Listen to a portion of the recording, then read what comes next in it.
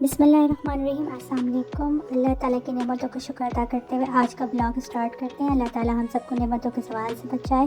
Welcome to my channel AFM Paracha food, اور میں ہوں سونیا۔ اسی طریقے سے آج میں کھوسے بنانا سکھاؤں گی، تو چلیں ریسیپی سٹارٹ کرتے ہیں۔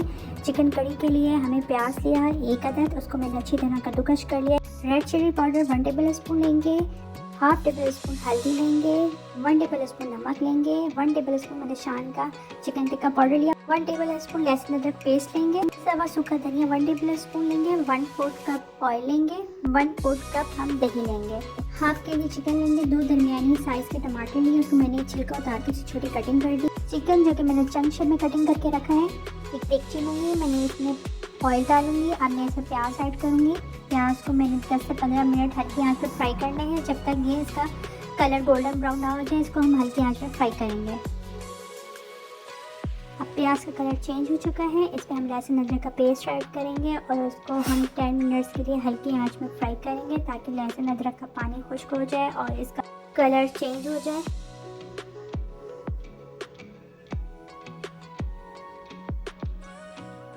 اب پیاز اور لہسن ادرک کا کلر چینج ہو چکا ہے، اس میں ہم چکن ایڈ کریں گے اور اس کو ہم فرائی کریں گے۔ چکن کو ہم نے 10 منٹ کے لیے ہلکی آنچ میں فرائی کرنے ہیں، تاکہ یہ اچھی طرح فرائی ہو جائے اور اس کا کلر چینج ہو جائے۔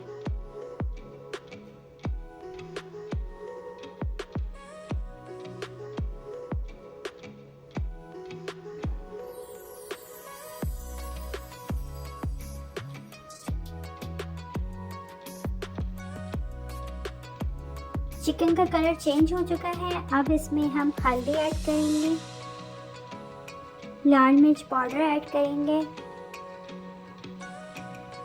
نمک ایڈ کریں گے، چکن ٹکا پاؤڈر ایڈ کریں گے جو میں نے شان کا یوز کیا ہے۔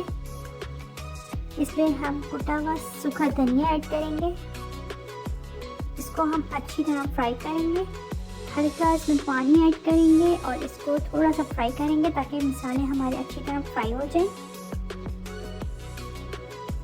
اس میں اب چکن ہمارے مسالے میں فرائی ہو چکی ہے، اس میں ہم ٹماٹر ایڈ کریں گے اور اس کو مزید فرائی کریں گے، تاکہ ٹماٹر کا پانی خشک ہو جائے اور چکن اچھی طرح فرائی ہو جائے۔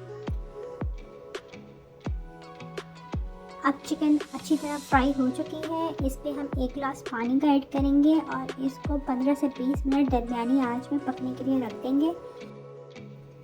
دیگچی کو ہم کور کر کے 20 منٹ کے لیے درمیانی آنچ پہ رکھ دیں گے۔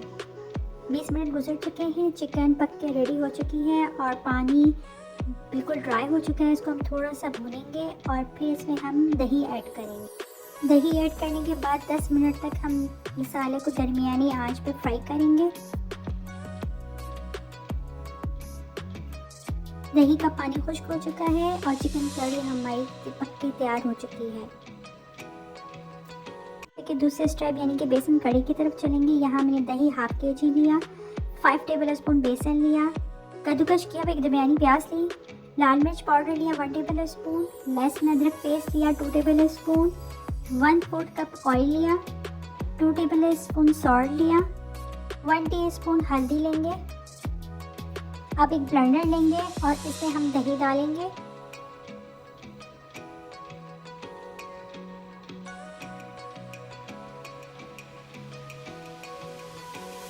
اب اس میں سالٹ اور بیسن ایڈ کر کے اس کو اچھی طرح بلینڈ کر لیں گے۔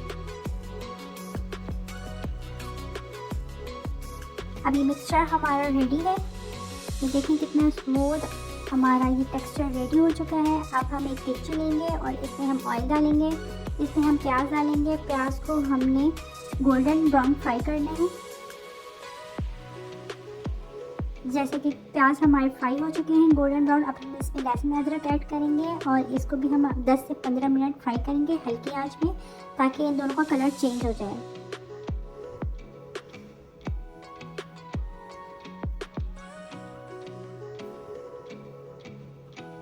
لہسن ادرک اور پیاز کا کلر چینج ہو چکا ہے، اس میں میں ہلدی اور مرچیں ایڈ کر کے اس کو مزید فرائی کروں گی اور اس میں نے 2 ٹیبل اسپون پانی ایڈ کر کے اس کو ہلکی آنچ پہ فرائی کروں گی، تاکہ یہ مسالے ہمارے اچھی طرح فرائی ہو جائیں۔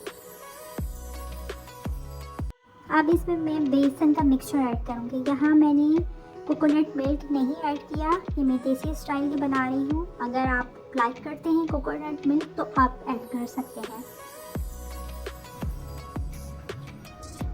اب بیسن کی کڑی کو ہم آدھا گھنٹہ کور کر کے ہلکی آنچ میں پکائیں گے۔ آدھا گھنٹہ ہو چکے ہیں، کڑی ہماری پک کر ریڈی ہو چکی ہے، بہت ہی اسموتھ اور مزیدار بیسن کی کڑی ہماری ریڈی۔ کھاؤسے کا تیسرا پارٹ اسٹارٹ کرتے ہیں۔ یہاں میں نے ایک پیکٹ اسپیگیٹی کا لیا، 2 table spoon salt, 2 table spoon میں نے آئل کر لیا۔ ایک دیگچی میں نے پانی ڈالا، اس میں نمک اور آئل ایڈ کروں گی۔ پانی جب اچھی طرح گرم ہو جائے گا تو اس پہ میں اسپیگیٹی ایڈ کروں گی۔ اسپیگیٹی کو ہم توڑ کے نہیں ڈالیں گے، اس کو ہم گرم پانی میں ڈالیں گے اسی طرح۔ جب یہ نیچے سے اچھی طرح بوائل ہو جائے گی تو یہ سافٹ ہو جائے گی اور یہ دیگچی کے اندر خود ہی ہلکی چمچ کی مدد سے اندر چلی جائے گی اس طرح۔ یہ دیکھیں اسپیگیٹی ہماری بالکل اندر چلی گئی ہے۔ آپ اس کو 15 سے 20 منٹ ہم بوائل کریں گے۔ جب ہماری اسپیگیٹی اچھی طرح بوائل ہو جائے گی تو اس کو ہم ٹھنڈے پانی سے اچھی طرح واش کر لیں گے۔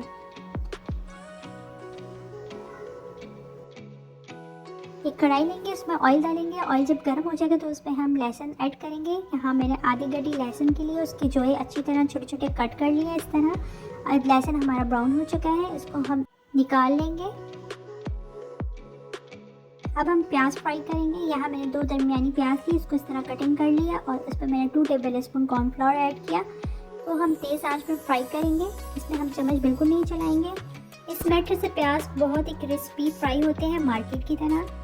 پیاز فرائی ہو کے ریڈی ہو چکے ہیں، اس کو ہم کھلی ٹرے میں نکالیں گے، ہوا لگائیں گے 10 سے 15 منٹ، پھر ہم اس کو سرونگ ڈش میں نکال لیں گے۔ اب ہم کھاؤسے کی سرونگ کی طرف چلتے ہیں۔ یہاں ہمیں چاہیے پیاز، چاٹ مسالہ، فنگر چپس، لہسن اور دھنیا جو ہم نے بوائل کے لیے، اسپیگیٹی، چکن کڑی اور بیسن کڑی۔ اب ہم ایک باؤل میں سب سے پہلے اسپیگیٹی ایڈ کریں گے۔ اسپیگیٹی ہماری ایڈ ہو چکی ہے، اب ہم اس پہ بیسن کی کڑی ڈالیں گے، چکن کڑی ایڈ کریں گے، فرائی پیاز ایڈ کریں گے، فرائی لہسن ایڈ کریں گے،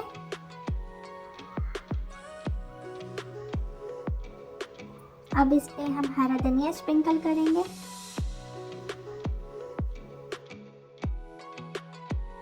فنگر چپس ایڈ کریں گے، لاسٹ میں ہم اس میں چاٹ مسالہ اسپرنکل کر دیں گے۔ بہت ہی مزیدار کھاؤسے ہمارے بن کر ریڈی ہو چکے ہیں۔ ریسیپی پسند آئے تو لائک شیئر ضرور کیجیے گا اور کمنٹ سیکشن میں ضرور بتائیے گا ریسیپی آپ کو کیسی لگی۔ میرے چینل کو سبسکرائب ضرور کر دیجیے گا۔ انشاءاللہ نئی ریسیپی کے ساتھ حاضر ہوں گی، جب تک کے لیے اللہ حافظ۔